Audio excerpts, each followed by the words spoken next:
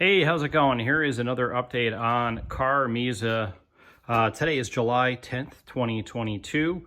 It is a nice crisp 114 degrees out here in beautiful Arizona.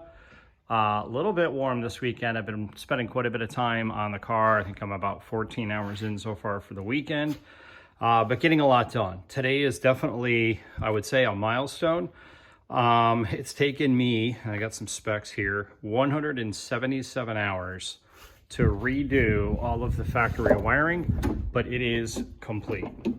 So if you recall, maybe I'll see if I can splice together a video of some initial early video of what even just the factory wiring, let alone the audio wiring. By the time I got the car, it was just absolutely a mess. There was sheetrock screws going through harnesses.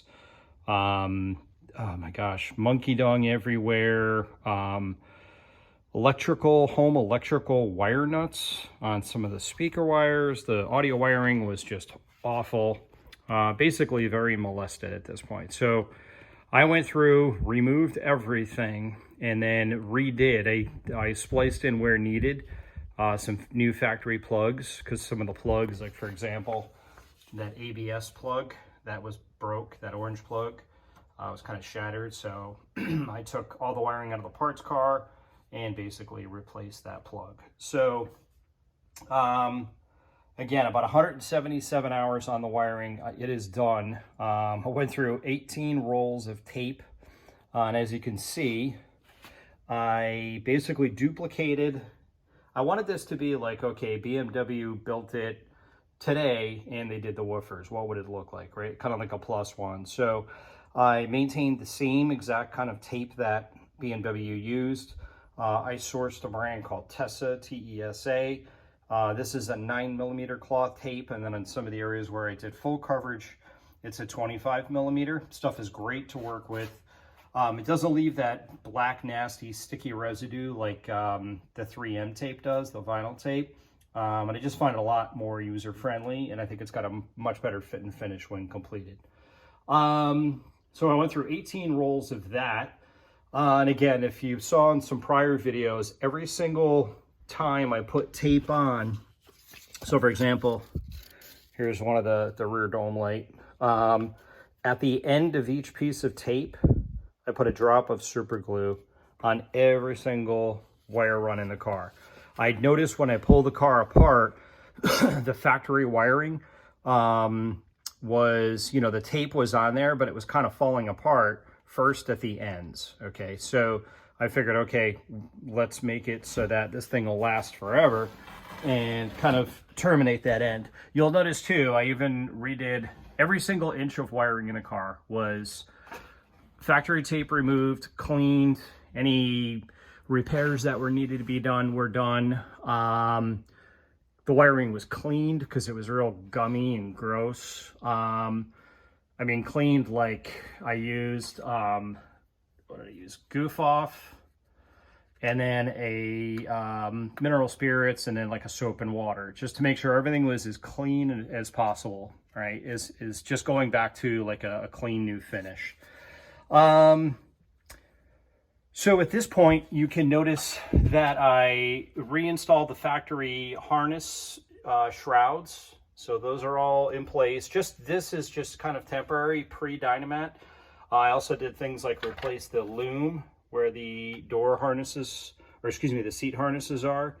That was exactly the way it was from the factory. Let's go up front and look at a couple of details there. And again, you can see all the factory door wiring was redone and all cleaned up there. Now, this area here is quite unique, right? So up till this point, going along here, it's all basically OEM. But again, let me pull one of these off just so you can see. I redid all that wiring, but it looks, if you were to pull a cover off of another BMW E34, it would look just like this. Only probably coming apart at this point, 30 years old. Okay. Then what I had to do with the 13-inch Bowers & Wilkins woofers going into the fenders in the kick panels, I needed to move the wires out of the way. When I was talking to Earl, gosh, years ago, he said, man, what a bear it was to swap out a woofer because of the Molex plugs that were right in this area, right in here. And as you can see, you got a little bit of a bulge here, but there's, man, I don't know, 40 or 50 wires in that harness. All of them were extended using factory wiring off the old car harness, the parts car. That is not it's not done per se. I'm either going to build up the floor and make that all flat, and I'll probably use Corian to do that and fiberglass it in, or I'm going to cut the factory metal for the floor. Imagine if I was to just take it and cut it like this, build a trench for the wiring to sit in, and then cover it up, right? So either way, the floor will be flat when I'm done. Now, a lot of these harnesses here, a lot of this stuff is done a bit differently than factory. I don't know exactly what it looked like from the factory. When I got the car, it had the 15-inch woofers down in the kick panels, and this wiring was just absolutely destroyed. It was just all in a wad, and it was covered with expandable spray foam. It was gross. So some of this, now these are plugs. You can see I have just temporarily labeled these. I'll probably do prettier labels later. I'm more worried about function than pretty on something like that. But I had to, like this silver box, I'm pretty sure from the factory, this is not where this goes. I believe it goes in the kick panel, but that's a little busy right now. So I had to relocate that. But as you can see, I built a bracket. You could shake the whole car by holding onto it, so it's very, very solid. But notice the attention to detail here. This bracket, this was just rusty bare metal from the factory. I took it out, sanded it, painted it. Just a lot of attention to detail like that. Also, you'll notice throughout the car some yellow tape. These are vacant harnesses that I found that have nothing that they go to. And I labeled them yellow. That way I know if later I go to put, the car back together and say, wait a minute, where's the plug for that? I know where they are. I also, just in case they're live, you can see I covered the ends just to make sure nothing conductive can touch that. Now, it is important to note that I did, just today, I plugged in everything electrical for the car. I made a huge list of every electronic, headlight switch, sunroof, all the functions of the power seat, so on and so forth. I made a giant checklist and I checked everything, and everything works 100%. Even all the HVAC, if you saw the prior video of me rebuilding the entire HVAC box, everything works exactly as it should. Really good airflow through there.